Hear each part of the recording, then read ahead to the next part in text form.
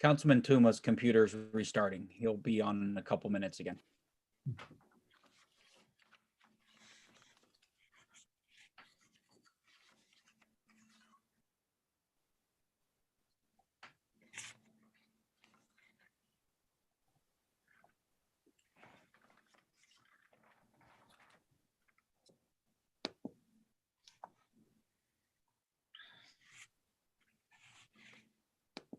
Are we started? Trevor? We have not yet started. Okay, I'll be right back. Okay, I want to grab something.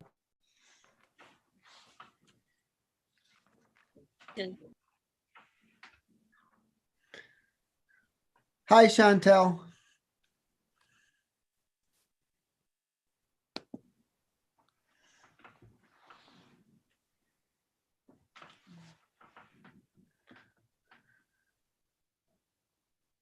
Good afternoon, Purnell. Good afternoon, Nan. Good afternoon, Yvonne. Good afternoon.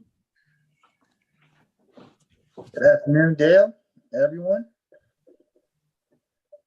I'm back. Hi, Dale. I'm sorry about that. Oh, no problem.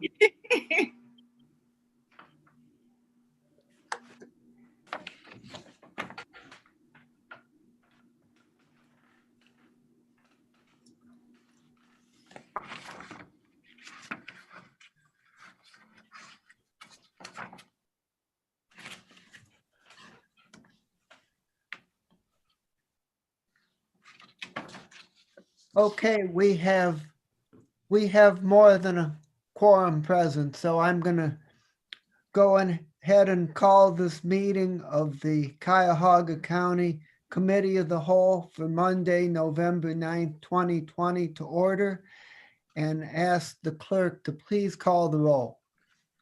Good afternoon, everyone. Calling the roll for Ms. Brown, Here. Ms. Stevens, Ms. Simon, Hello, I'm here. Ms. Baker, Mr. Miller, Here, Mr. Tuma, Mr. Gallagher, Here. Mr. Schron, Ms. Conwell, Present. and Mr. Brady. I'm sorry, Mr. Jones Here. and Mr. Brady. Here. We- Madam Clerk, I couldn't take myself off mute fast enough. Let the record reflect that Ms. Stevens is present. Madam Clerk, Scott Tuma's here too. He got back on. Thank you. Let the record reflect that Mr. Tuma is present. okay, thank you very much. Item number 3 on the agenda is public comment. Do we have any public comment? No, we do not, Mr. Chair. Thank you very much. And good afternoon. Welcome to the 2021 budget update hearings. We have 2 closely related items on our agenda today. First, we are going to hear the overview presentation on the 2021 budget. Second, we are going to hear an item that was held over from the last fiscal agenda relating to the appropriation of the remaining $145.5 million in CARES Act funding. This item is closely related to the county's financial condition and strongly impacts the budget. And this item is not a resolution being a carryover item. We will simply hear the item, and if there seems to be a positive consensus, then the administration can bring that back the item in a future fiscal agenda item. We are on the off-year cycle of the 2-year biennial budget cycle. Therefore, this budget only updates the previously adopted budget for 2021. Because of the large impacts of COVID-19 and the passage of the Health and Human Services levy with increase, the required budget changes for 2021 are larger than we might see in some other years. At today's hearing, we will receive the administration overview and discuss any issues related to general fund departments. We will focus on Health and Human Services departments at our next hearing on Monday, November 16th. So The first item on our agenda today is the overview of the 2020 to 2021 biennial operating budget and capital improvements program annual update for 2021. And I will ask our executive, Armin Budish, to please provide opening remarks. Thank you, Mr. Chairman. Am I off mute here? I think so. You are good to go. All right. Thank you.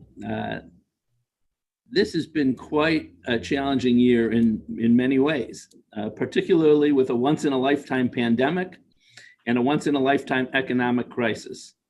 And these will certainly continue next year. We, and by that I mean the administration and council, together have been handling these crises effectively and with urgency. We've been able to manage our funds and at the same time deliver critical services to people and businesses in dire need of help.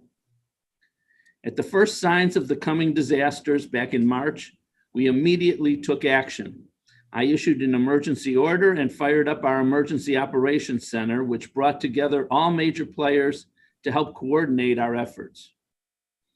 During the pandemic, we've spent more than $100 million directly helping people and businesses stay alive and keeping the public and our employees safe. For example, we spent $3 million to purchase masks, gloves, and other personal protective equipment. We've distributed more than 8 million items of PPE to our frontline employees, first responders, healthcare partners, and others. We partnered with the Board of Health and Metro to provide COVID testing to vulnerable people who are uninsured or underinsured, particularly in homeless shelters, caregiver facilities, and churches, for a cost of $5 million. We've spent $7.5 million to house homeless people who needed to be isolated or quarantined with adequate care and sanitation. This saved lives and helped keep the spread of COVID in check. We worked closely with the judges, prosecutors, and public defenders to reduce the jail population and spent $2.1 million to retrofit the jail to protect inmates and staff, and to modify the convention center to permit trials to continue safely. To keep our county services available to the public, we spent $44 million to retrofit our buildings and to provide hazard pay for those employees on the front lines. Recognizing the terrible impact the pandemic was having on families, we spent $7.9 million for rent, mortgage, and utility assistance, food resources, child care, and domestic violence and child abuse services. And to ensure people had access to quality health care, we're providing $15 million to Metro Health. As schools closed down and shifted to remote learning, the inability of thousands of children to connect to the internet became a barrier to education. So we spent $2 million on hotspots, intranet services, and laptops to enable these kids and their families to continue to learn.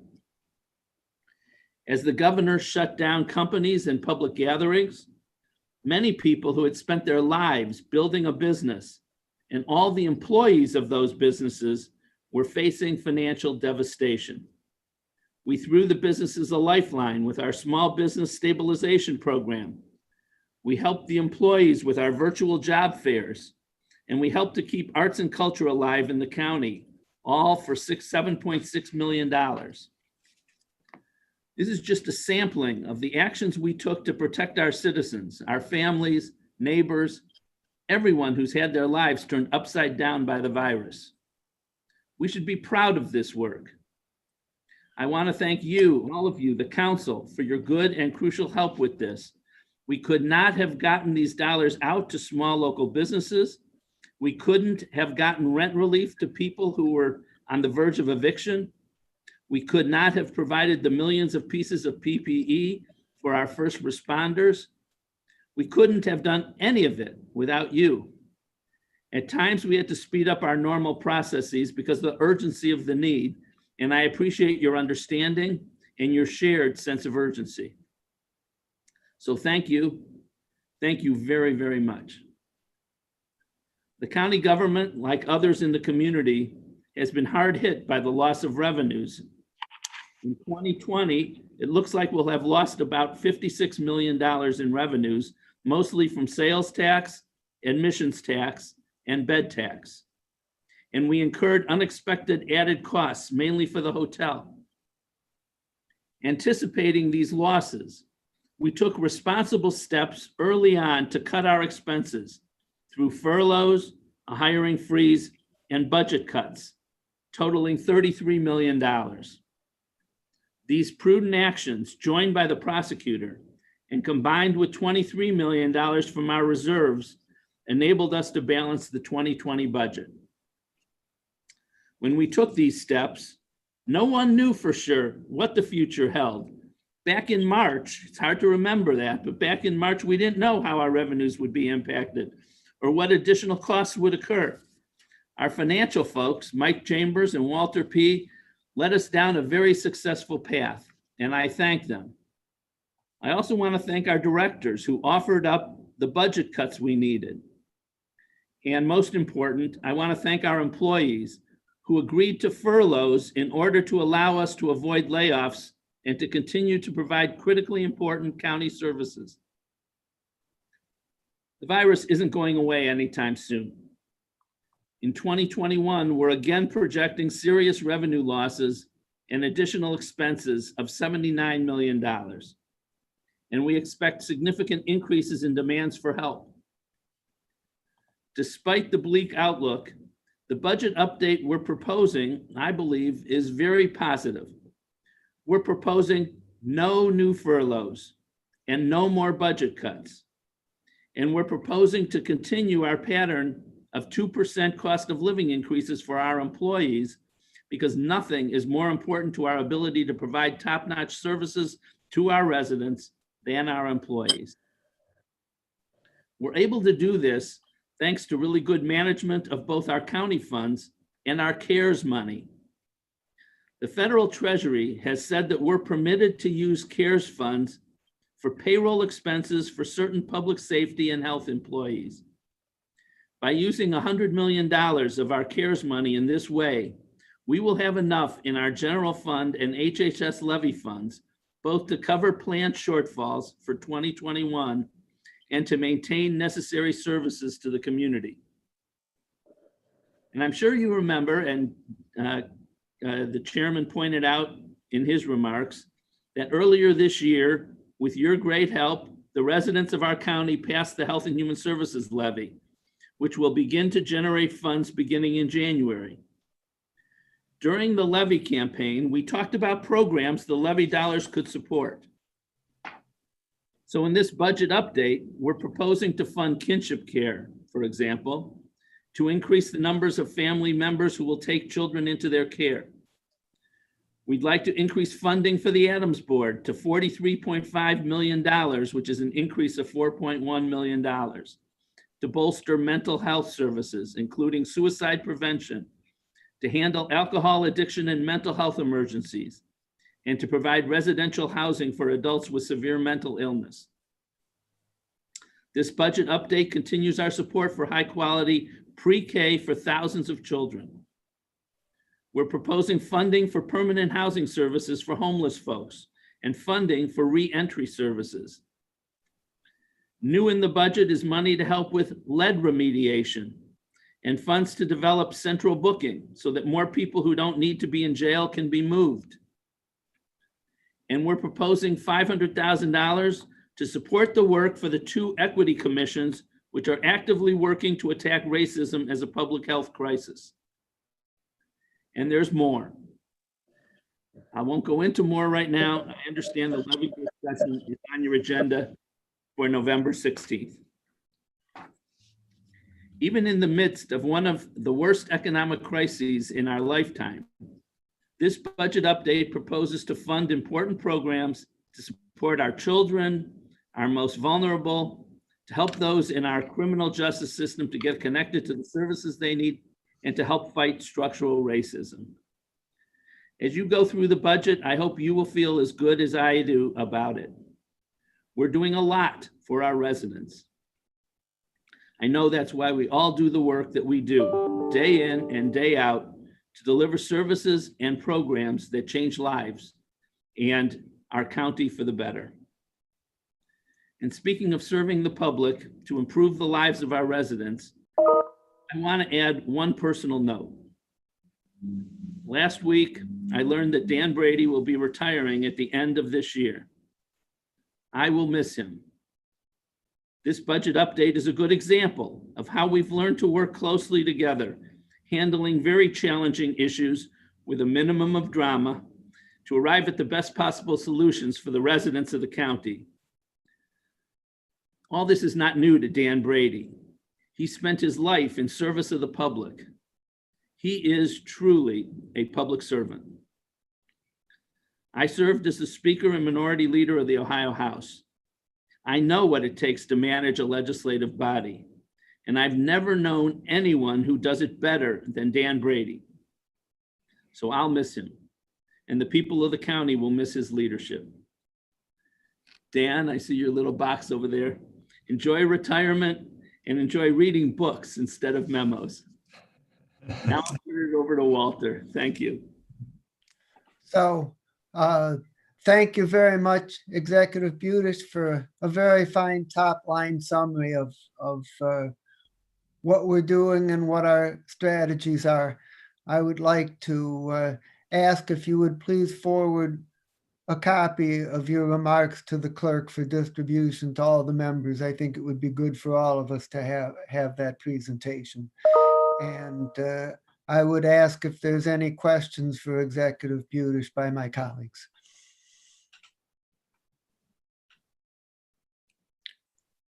Councilman Miller. Yes, Councilwoman Conwell. Through the chair to County Exec Budish, I just wanted to confirm what you stated, that you gave us a nice list of presentations in the presentation of what you were going to fund. Did you or did you not say there are more included in that? Yes, there's more included in that. I only get so much time here. Okay, thank you. That's what I wanted to know. Thank you. And Walter can give you all the details that you want. Any other questions? If I may ask a question. And Yes, I'm Baker.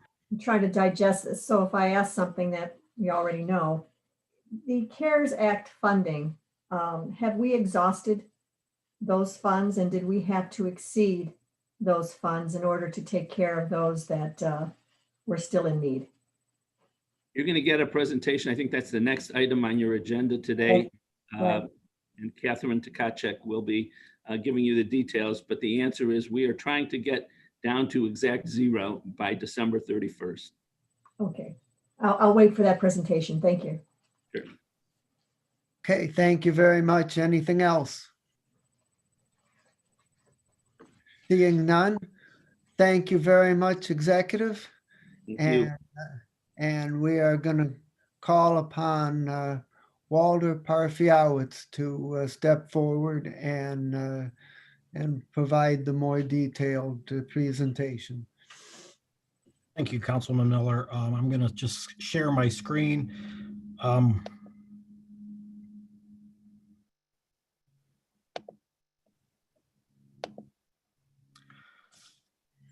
Before I begin the 2021 budget update, I want to provide an update on our projected 2020 ending cash balance in the general fund and how it relates with the CARES Act fund. You can see from the chart I have displayed here, we started the year with the beginning balance in the general fund of $139 million. And after a projected operating deficit of about $45.6 million, we'll end the year with a projected ending cash balance of $93 million before reserves and about $76 million after reserves. Now at year end, we'll transfer $93 million in eligible general fund expenditures to the CARES Act fund, adjusting our 2020 beginning general fund cash balance to $186.4 million. With this transfer, we'll meet our 2020 required reserve balance. We'll provide more than 100 million in CARES Act funding to county residents and businesses. We'll allow for a 2% cost of living adjustment and require no new furloughs. Column B is our projection. Column C has the $93 million reduction to the ending balance in the general fund. Column D is the general fund after the CARES Act transfer. And I just put column F out there, the CARES Act fund, just so you could see the plan for the CARES Act revenue. So we start out with 215.5 million. We're going to transfer 93 million in personnel services from the general fund. And we're also going to be transferring 4 on the levy side. That's why you see a 97 versus a 93.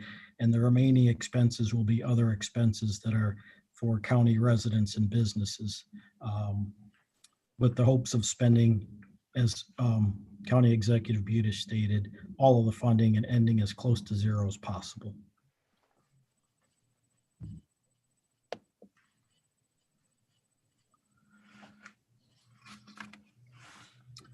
For the 2021 budget update, the general fund, we're anticipating an operating deficit of $78.2 million.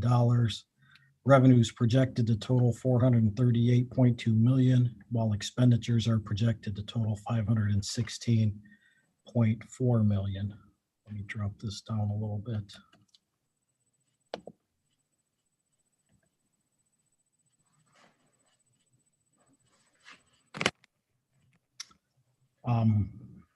I guess it'd be better if I left it at the top so you could see the revenue portion. I'm going to start with sales taxes. Sales taxes are projected to total $257.4 million. This is $22.8 million or 8.1% less than what was in the adopted budget. This estimate is based on actual sales tax collections from April through October of 2020. Property taxes are projected at $30.4 million. This is $400,000 or 1.2% less than the adopted budget. This estimate is based on the 2021 alternative tax budget, which allocates 1 mils of inside millage to the general fund. Fines and forfeitures projected at $9.3 million. It's about a $700,000 increase over the adopted budget. Charges for services are projected to total $80.6 million. This is $9.3 million or 10.4% less than the adopted budget. The budgeted increases for the implementation of the rental registry fine and the increase in conveyance fees have not materialized. The fiscal officer is going to review the rental registry fine to see if it's feasible. Other intergovernmental revenue is projected to total $47.8 million. This is $9.7 million or 16.8% less than the adopted budget. The state public defender has notified us that the reimbursement rate for 2021 will remain at 90%, but the adopted budget increased the reimbursement rate from 9 to 90%, increased it from 70 to 90%, and in essence added $6 million in revenue. The state also notified us that the local government fund will be reduced by $3 million. Investment earnings are projected at $7.5 million. This is the same number, $7.5 million or 50% less than the adopted budget. This estimate was provided by Meter, our investment advisor. The value of our current investment portfolio is roughly $842 million. Other revenue and taxes are projected to total $23 million. This is about $800,000 more than the adopted budget. These are primarily repayments to the general fund. They include a transfer of the remaining MCO transition fund, repayment from the Cavaliers for debt service on Rocket Mortgage Fieldhouse, transfer from Road and Bridge, and also from Sanitary Sewer Fund for debt service on renovations at the Huntington Park Garage, bed tax collections, which are down almost 50%, transfer from the Health and Human Services levy of about $5 million. Expenditures projected to total 436.9 million. This is 10.7 million or 2.5% more than the adopted budget. And really, other than some technical adjustments, which, I'll just define as budget corrections for errors and omissions, the only significant changes to expenditures are $2 million increase in healthcare costs, 4.4 million in workers' compensation costs, and 3 million for potential property taxes for the Hilton Hotel. Let me slide this down a little bit.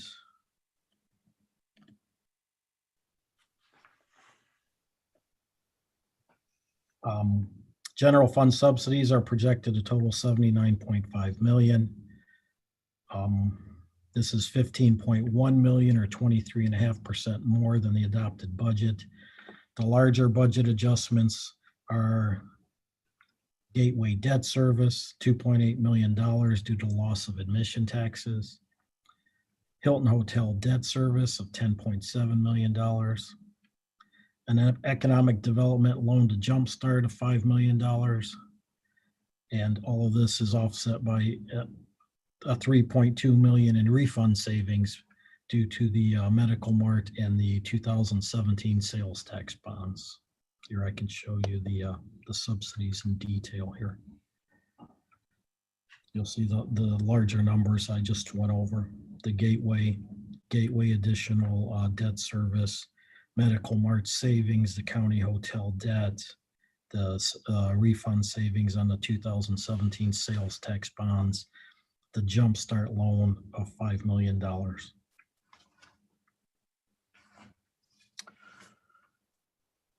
Okay, let me go back, go down to the bottom.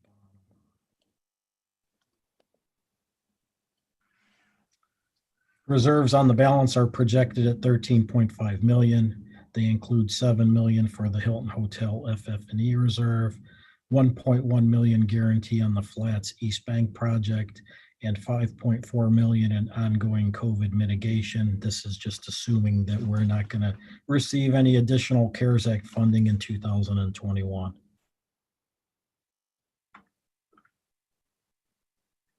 So the ending cash balance in the general fund is projected to total 108.2 million, which is 21% of our expenditures.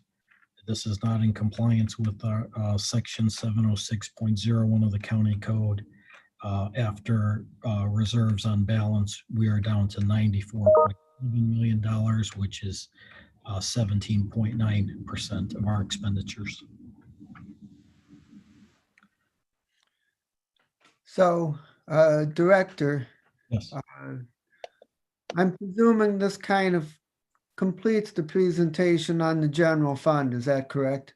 It does, Councilman Miller. I can answer questions. If you'd like, I can go on and do the summary on the Health and Human Services levy quickly, and we can wait till the November 16th meeting to go over the additional subsidies. So what I would like to do is to take a break here and see what questions my colleagues have about the general fund. And Sure. then we're going to have you do an overview presentation on the HHS levy, and knowing that we're going to go into it in more detail, I will ask if council members have any high-level questions regarding the HHS levy. So with that, I'm going to ask for questions from my colleagues regarding the general fund.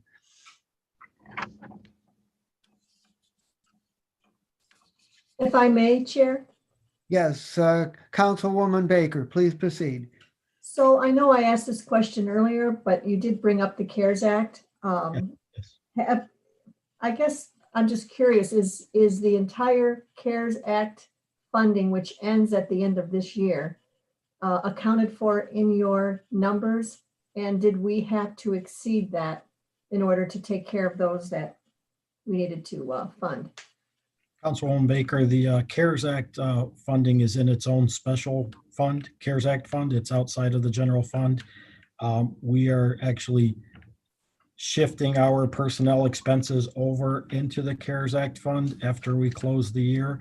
Our intent is to spend all of it. In fact, I think we're making arrangements to actually overspend, just to be sure that we do spend it all. So if I'm understanding you correctly, you have expenses in this budget right now that could be lower because you haven't transferred it over yet to the CARES Act? That's correct. So how can we look at this budget as a snapshot without taking that into account? Well, just so we're clear, the 2020 projection is the general fund as it is right now. We're going to transfer the $93 million at year end, increasing our ending cash balance to $186 million. Okay, I see that. Yeah, so consider the two blue blocks to be separate funds. The first blue block that goes from column A through column D is the general fund, and column F is the CARES Act fund. So you'll see a negative 93 in personnel in red there. That's the transfer for just the general fund portion. I have an identical slide, which I'll show you shortly, on the Hhs levy side, which transfers 4 million in personnel services on the levy side to the CARES Act. Okay, good. That's not included. Do we have a report of this that we can take a look at, or have you given this all to us? Yeah, I think Catherine is going to share that when she goes over the CARES Act portion of the presentation. All right, thank you for your help. Other questions by my colleagues? If I may ask another then? Yes, you may. The workers' comp increased 5.4 million. Yes. There is, if I remember reading correctly, workers' comp is well exceeded what they've collected.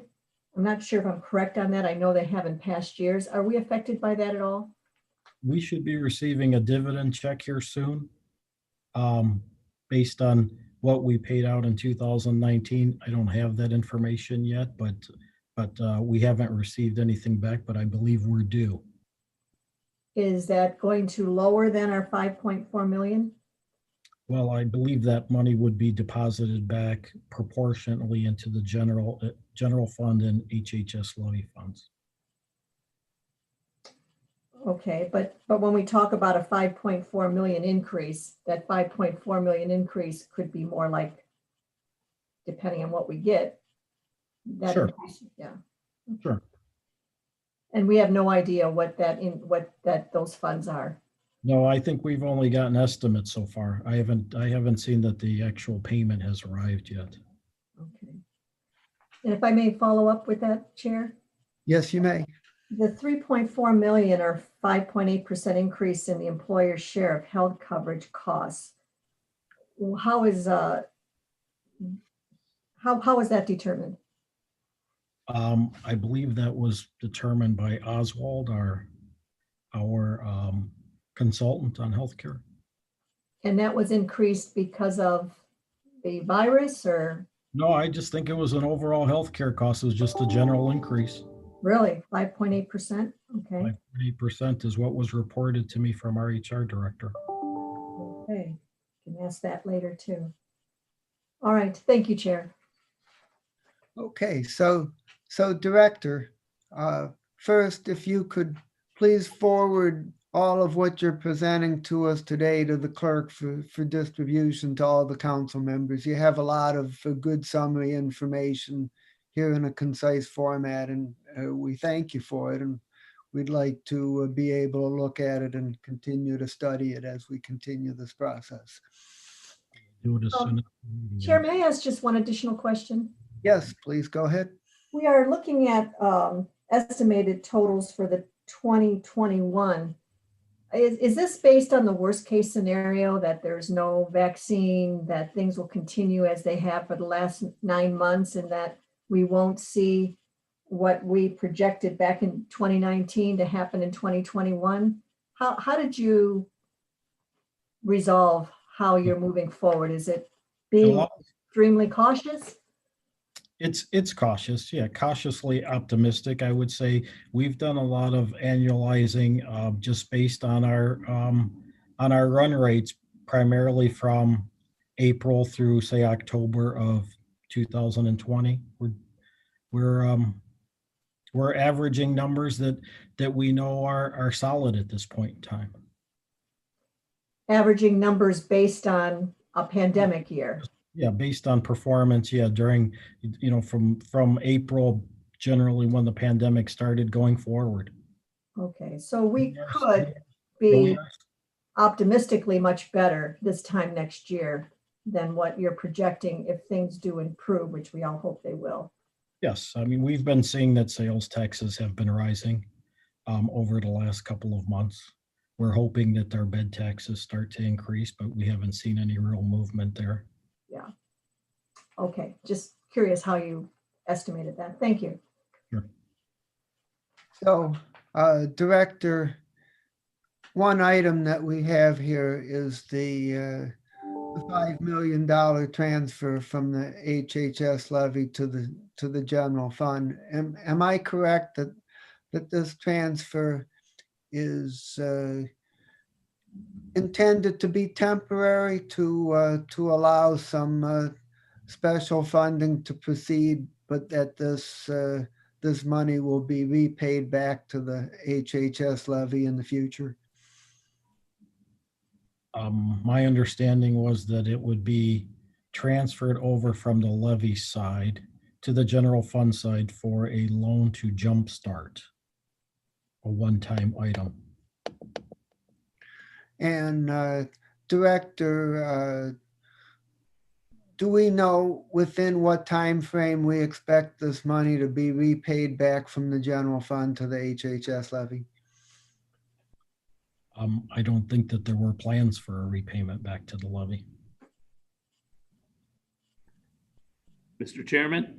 Yes, please, Mr. Executive. The terms of the loan have not yet been worked out. We're working on it as we speak with Jumpstart. We expect it'll be very similar to the loan that was made 5 years ago or so, which turned out very well for the county, if you recall. When it is repaid, the plan is that will go back into the levy fund. Thank you very much, Mr. Executive. Appreciate the update.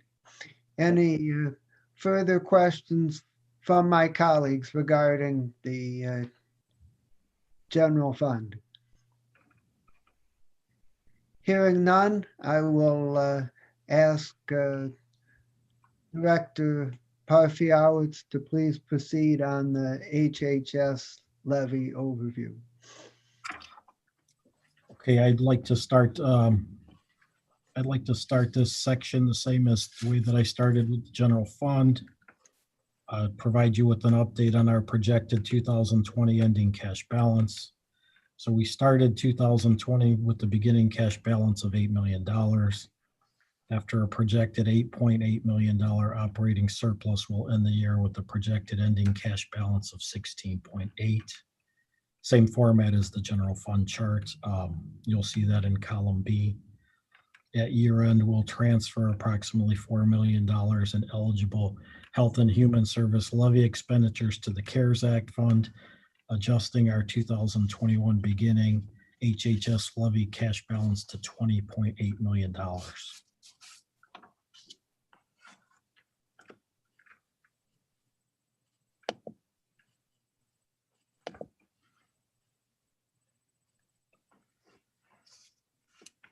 For 2021's budget update, the Health and Human Service Levy Fund, we're anticipating an operating surplus of $8.8 million. Revenue is projected to total $287.3 million, while expenditures are projected to total $278.5 million. Property tax revenue generated by the 4.8 and the newly approved 4.7 mills levies is projected to total $270.4 million. This is a $35.4 million. This is $35.4 million more than the adopted budget. Other intergovernmental revenues projected at $16.6 million, no change from the adopted budget. Other revenue is projected to total $300,000. Again, no change to the adopted budget. HHS levy subsidies are projected to total 278.5 million. This is 29.1 million or 11.6 more than the adopted budget. In addition, again, to some minor technical adjustments, this increase includes 1.2 million for healthcare costs and 1.1 million for workers' compensation costs, and 24.2 million in additional subsidies to the HHS departments. We have added a reserve on the HHS levy, which we haven't seen in the past, of $15 million, all for COVID-19 mitigation, again, assuming we do not receive CARES Act funding for 2021. The ending cash balance in the HHS levy fund is projected at 29.7 million, which is 10.7% of expenditures, and this is in compliance with section 706.01 of the county code. I'll wait till the November 16th meeting to go over the additional subsidies, or would you prefer that I do that now, Councilman Miller?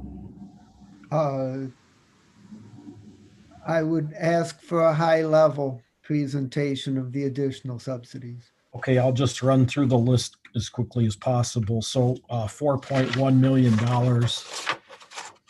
going to the Adams Board, $750,000 going to Cuyahoga Job and Family Services for caseworkers, $3.3 million going to Children and Family Services for a kinship care program, $2.6 million to the Children and Family Services Division for Say Yes to Education.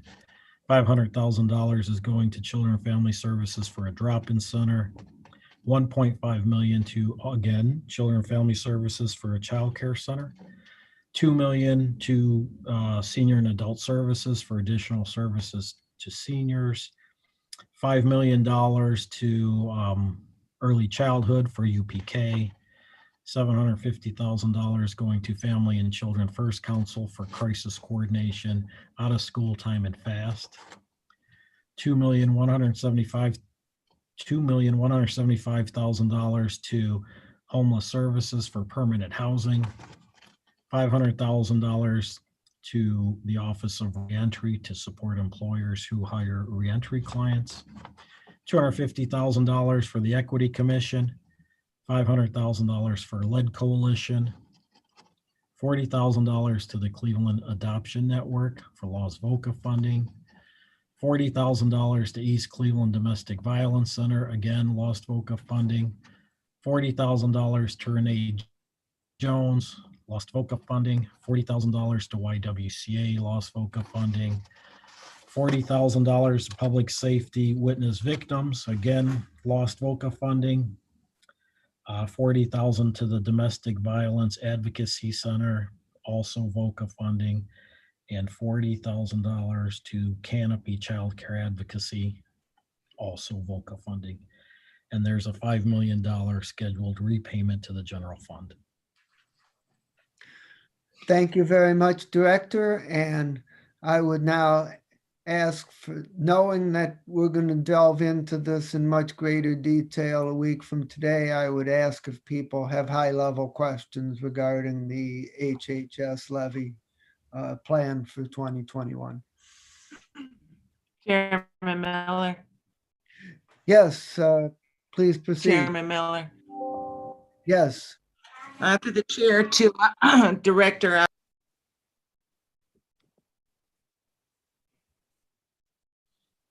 Councilwoman Conwell's muted again.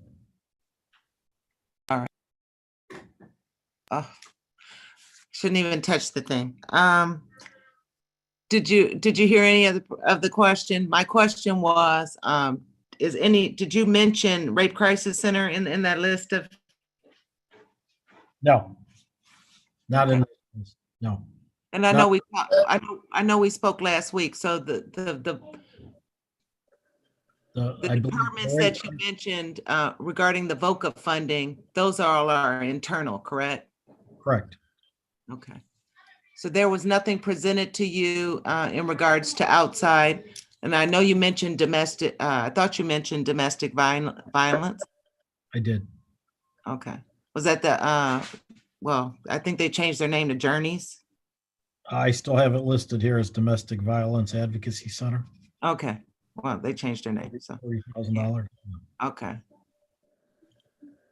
And were we giving them, and I'm not gonna belabor this, but just one other question. Were we giving them funding before, assisting them before? I don't believe so. Okay. So that's something new. Okay. Thank you. I'll save the rest of my questions for Monday, November 16th. Director, I'm gonna follow up on that and make everybody aware that regarding the assistance because of the lost VOCA funding, the director only presented the assistance that's being put out of the HHS levy.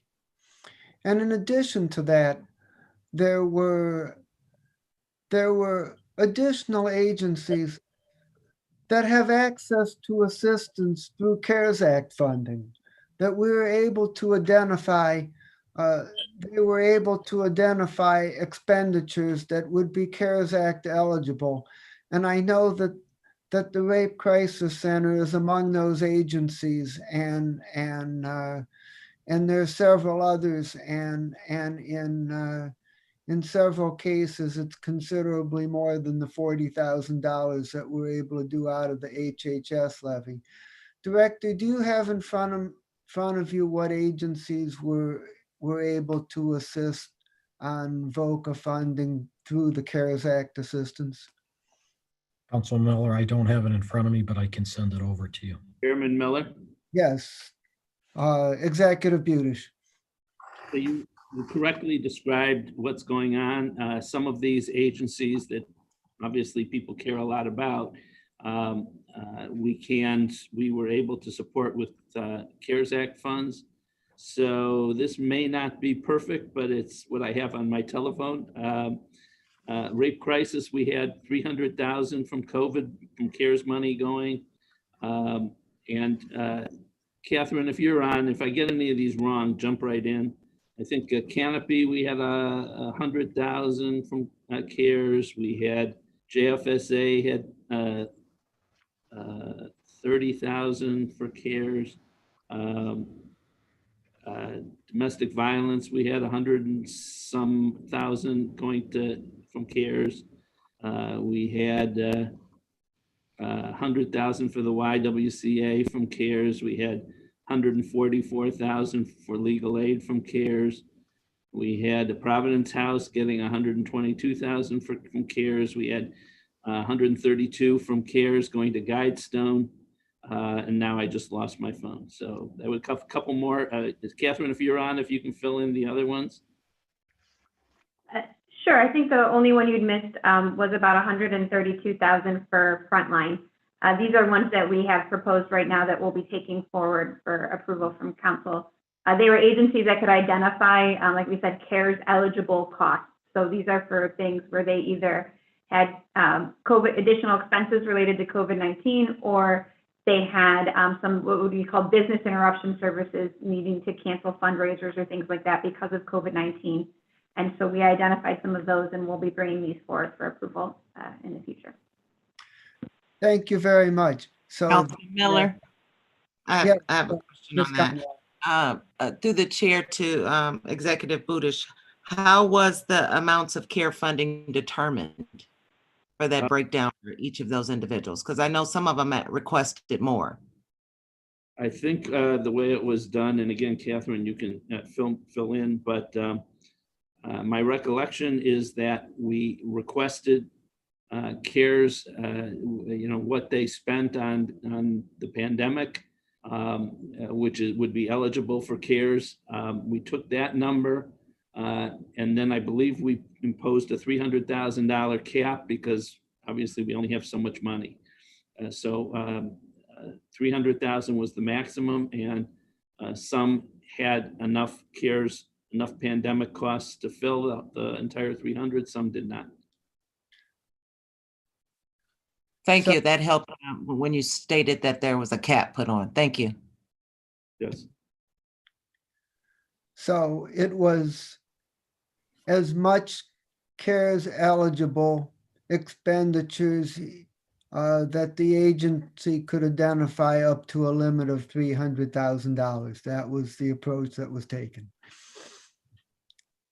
Councilman, I do have the detail. I will send you over a spreadsheet along with my presentation notes. Great, thank you very much. You're welcome. Are there any other questions from my colleagues regarding the HHS levy fund? One other question, Councilman Miller. Ms. Conway.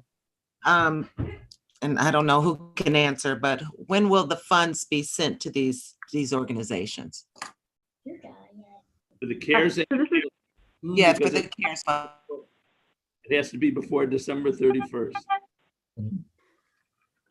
Thank you. Before year end, yes. Chair, if I may ask a question? Yes, Ms. Baker. The UPK funding that is now in the HHS levy, is there any UPK funding in the general fund? Or is it shifted over to the HHS levy now? No, there has never been UPK money in the general fund. It's always been HHS levy. All right, thank you. You're welcome. Any other questions by my colleagues? I would just make a general strategic comment that that if we're going to manage the Health and Human Services levy so that we don't have to ask for another increase during the 8-year cycle, it'll be necessary for us to run surpluses in the first few years so that we can cover shortfalls in the later years because of the fact that we have a constant level of revenue, but that costs will continue to increase. So we're hoping to be able to do that in 2021, but of course there's a good amount of uncertainties at this time. So if I don't hear anything else, this is going to conclude our overview presentation on the 2021 budget update. We're now going to move on to the second item on the agenda. It's not a resolution and probably doesn't technically have to be read into the record, but I'm still going to ask the clerk to please read item B.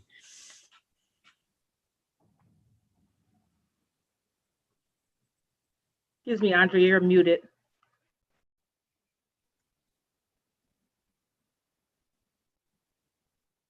I apologize for that. Reading item number B, item U from Resolution 2020-0223, COVID-19 CARES Act Fund, personal services in the amount of $91 million, other expenses in the amount of $54,510,539.80. The Office of Budget and Management is requesting appropriation of the balance of Cuyahoga County's $215,510,539.80 allocation of CARES Act funds that have not been appropriated. Funding comes from federal relief funds provided to Cuyahoga County through the Coronavirus Aid, Relief, and Economic Security CARES Act. Thank you very much. And my understanding is that Director Catherine Tkachuk is going to make the presentation. Please proceed. Yes, thank you. I am going to share my screen and then. Is everybody seeing my screen? We do not see it at this point.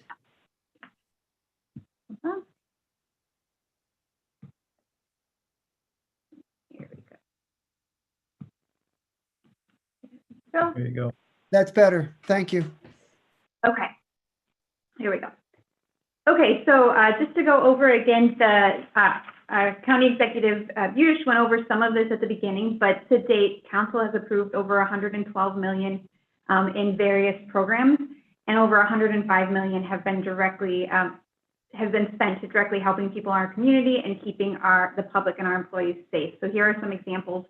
I won't read the whole list, but a lot of these are what was mentioned in the opening remarks. including purchase of PPE over $3 million, testing for high-risk populations, $5 million, digital inclusion programs, consumer kits for restaurants, and those building updates. So these are just some examples, again, of how we have spent some CARES money in trying to help our community.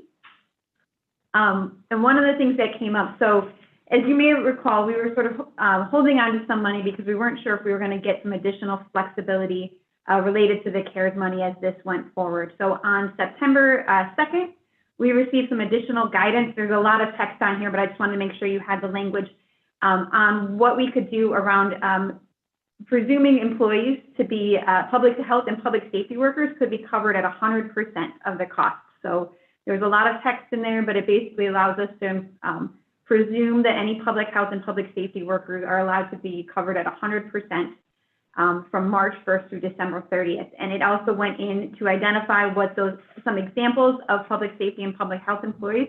And I highlighted, just kind of bolded a couple of those examples, which is sheriffs and deputy sheriffs, correctional and detention officers, and those who directly support such employees. And then again, medical staff assigned to schools, prisons, and other such institutions. So we received some additional guidance that made this clarification that we're allowed to charge. So assume those employees were 100% substantially dedicated to COVID-19 response. Other employees were also allowed to assume, but that needs, on an hour-by-hour basis, we're allowed to charge their time, but it needs to be done on an hour basis based on the work that they're doing. So what we are doing is recommending that we use approximately $103.5 million of the CARES money for, and again, this is for costs of employees dedicated to COVID-19 pandemic and COVID-related leave. So that includes about $70.4 million for public safety employees, which includes folks at our detention, at the jail, as well as the juvenile court detention center. About $14.7 million for medical services at the jail. $11.8 million for COVID-related leave. If you remember, the county approved closure pay, approved some additional hours related to county emergency leave, as well as the federal government approved some additional hours related to COVID. So these are eligible CARES expenses. And then we have about $6.6 million in there for other employees that are being done on an hour-by-hour basis. So for example, I've spent a lot of my last few months dedicated to CARES funding and going through and managing some of this money, so that those on an hour-by-hour basis can be charged to the CARES funds. The appropriation item looks to appropriate the remaining $145 million in CARES funds. So the $91 million is for personal services, and the $54 million is for other expenses. So this would add into the previous appropriations of the $70 million that has been already approved by council. And again, these are appropriations are needed to allow for the newly approved contracts to be processed, and we have to meet the federal deadline. So we do have some contracts already approved by council that we're pending needing the official appropriations in order to be able to move those forward. So these are important dollars for us so that we can make sure that we meet our December 30th, 2020 deadline for use of the CARES funds. And just, I wanted to kind of run through, and I know Councilwoman Baker, this is a little bit of, I think, some of the questions you were getting at. So we have about $112 million, and I can share the full long list of everybody, of programs that have been approved to date. We have about $1.9 million that has been direct charges. So these may be, for example, a department may have, before we started kind of consolidating PPE purchases, they may have already purchased some on their own. So we actually went to departments and said, hey, if you have anything that's eligible for CARES money that maybe you spent earlier in the year, let us know. And so we've identified about 1.9 million of those that we are moving into the CARES fund. So out of the general fund or whatever fund, the Hhs Levy fund as well. Again, that $103.5 million is those employee related costs. This is an estimate. All of those were estimates what we'll spend from March 1st through December 30th of this year. And then there's a $2 million, actually a program that's pending council approval tomorrow, the utility assistance program that's there. So that totals actually above the $215 million. It totals about almost $220 million right now. However, what we have done is we said, we went back to departments because we appropriated the money and we wanted to make sure that they also had a plan to be able to spend all of the money. Again, we know sometimes spending can lag and we know these dollars had to come back. So we actually have updated and have estimated spending on all of those to try and make sure that we are using every dollar that we have available to us in our community.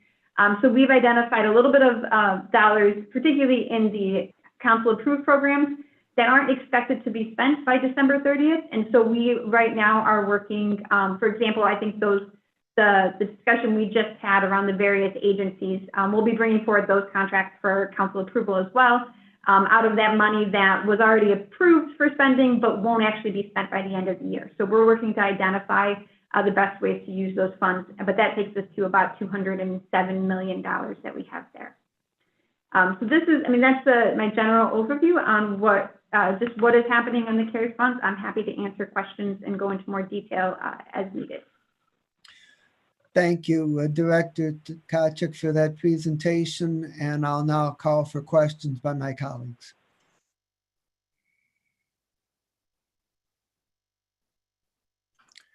Councilwoman Baker, please unmute yourself and you have the floor.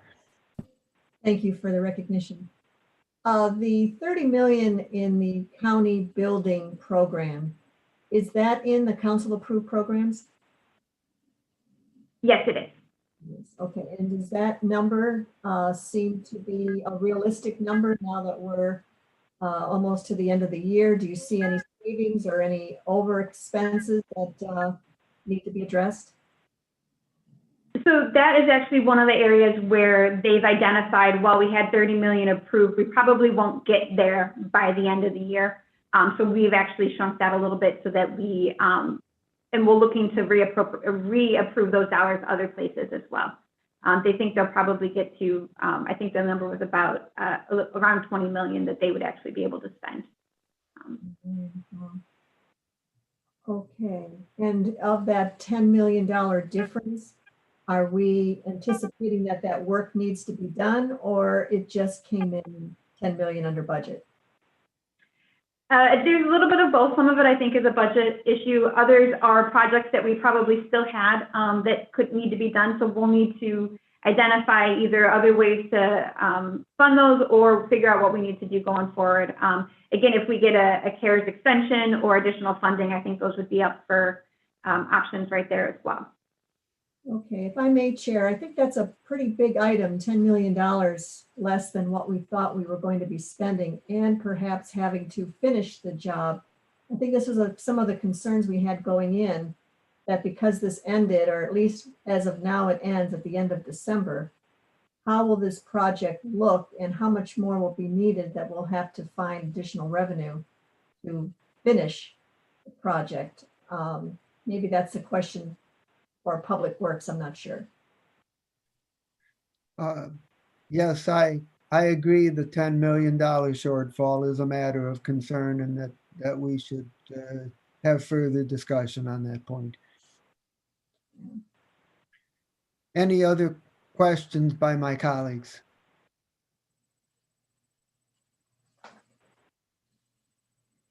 Okay, well, thank you very much. We appreciate the presentation, and we expect that this item will be put forward in a future agenda. I would just ask one follow-up question to Director Tkachuk. Is there any specific date by which this item has to be approved by council? For example, would it be advisable to try to rush it on to tomorrow's agenda, or does it not matter if we wait until the following council meeting? I think it would be helpful on tomorrow's agenda. We do have some contracts that we're waiting on appropriations that we want to get out to the community as well. Okay, so we'll give that consideration. Thank you very much. Any other questions or comments about the CARES Act funding? Okay, so then that will complete our review of item B on the agenda. Thank you very much for the presentation. And We will now go on to item 5, which is miscellaneous business. I would just remind everybody that the next budget hearing is 1 week from today on November the 16th at 1 o'clock with focus on the HHS departments. Anything else from my colleagues?